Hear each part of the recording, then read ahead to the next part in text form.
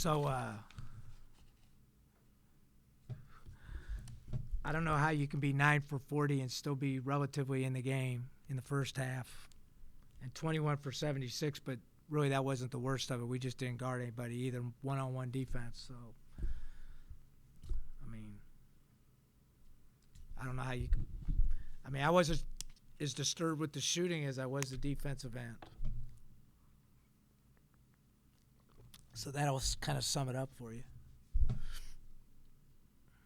Coach, for some reason, during the height of the wins, Austin Rochoff was healthy and had a big impact, and you guys are one of the least experienced teams in the country. And ever since he went out, things have just fallen off a cliff, especially on offense. And defense. Yeah, and how big, obviously with his experience and them being a senior, being out there, but is this team, besides just not being good enough, as you said before, just too young and inexperienced to really go through the rigors of A10 play, just conference play in general? We can't make excuses, Tristan. Like, I mean, that was just a poor performance.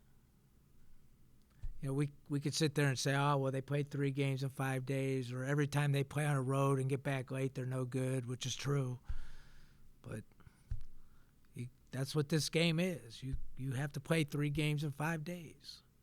So, I mean, I'm just disappointed in our fight, really. That's the biggest thing. Like, I can't help them if they don't fight.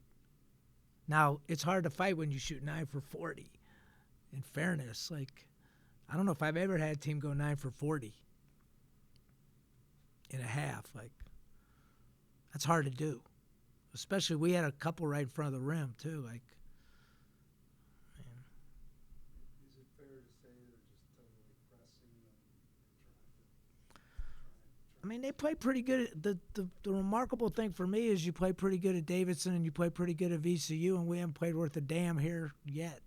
I don't know whether I can't put my finger on it. Like I've never seen a team play worse than that at home.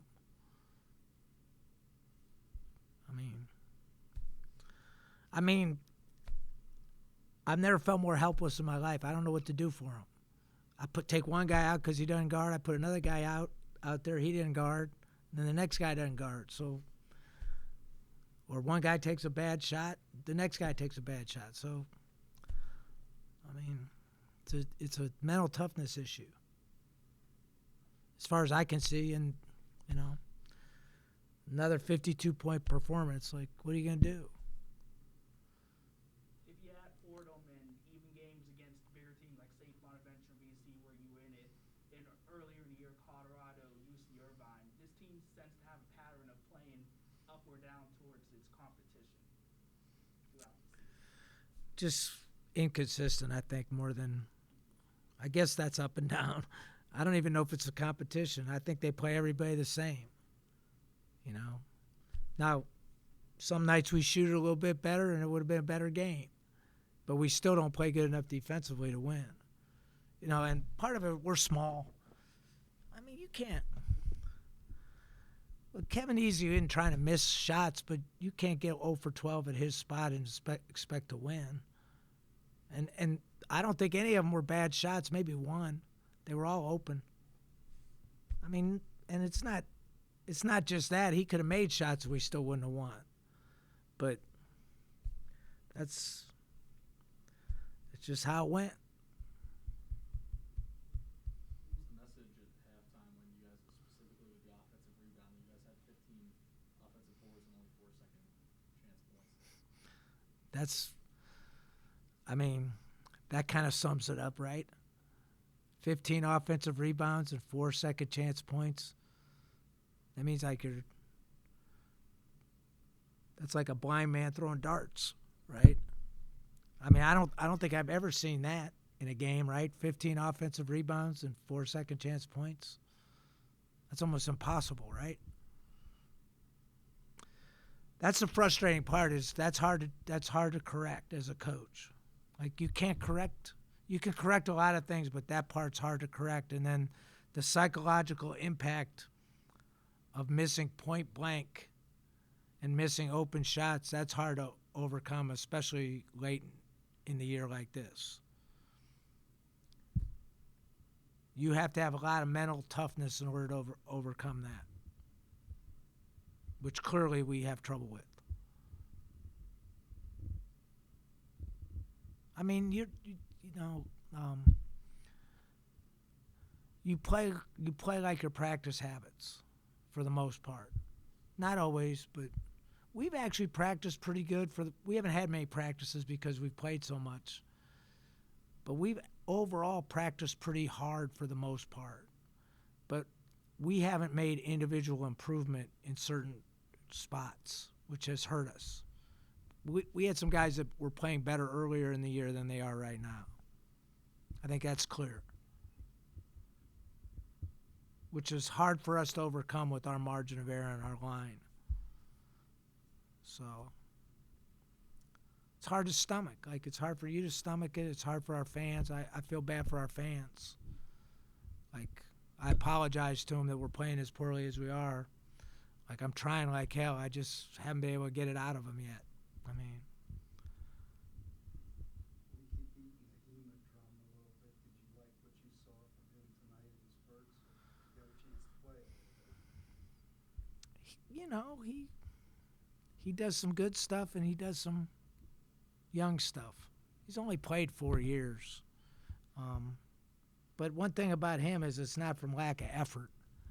He's an unbelievable person. And he's worked hard to get better. He's just not all the way there yet. But, put another 10, 15 pounds on him. Just get some experience. He's got decent touch.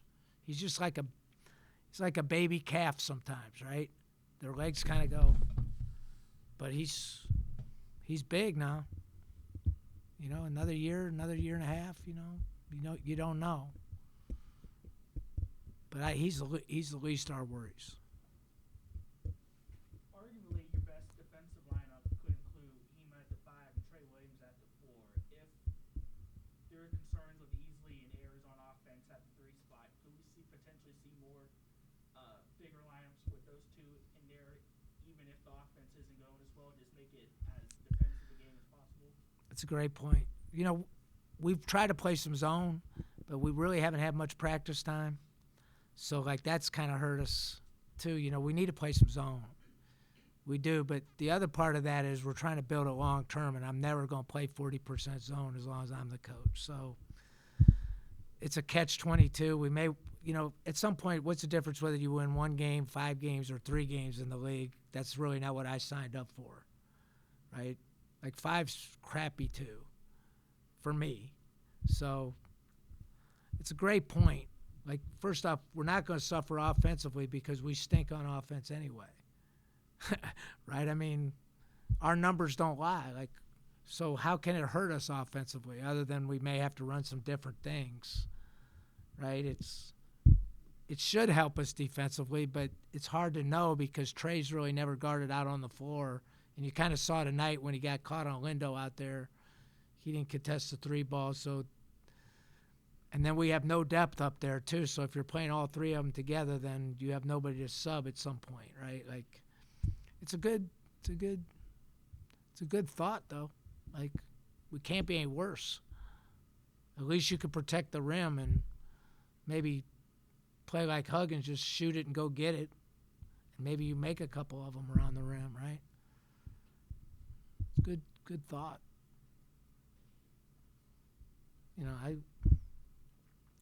You can't shoot the numbers we've shot so far and really win. And then on top of it, you can't be as poor defensively as we are. Obviously you guys know my son's a soccer player, right? And so they chart things, aerial duels and duels. So what that means is, are you winning your one-on-one competitions? And we're getting beat at the point of attack one-on-one. I told him in the locker room, when my dad played here, if you didn't play defense for Duquesne, you weren't playing. And I used to have arguments with my dad when, I tell him about the help side defense. He said, help side defense, guard your own damn man, right? And he's right in a way, right? Because if you continually get beat one-on-one, it puts you in harm's way. And that's what happened to us tonight. We got whipped one-on-one consistently. And it puts you in harm's way.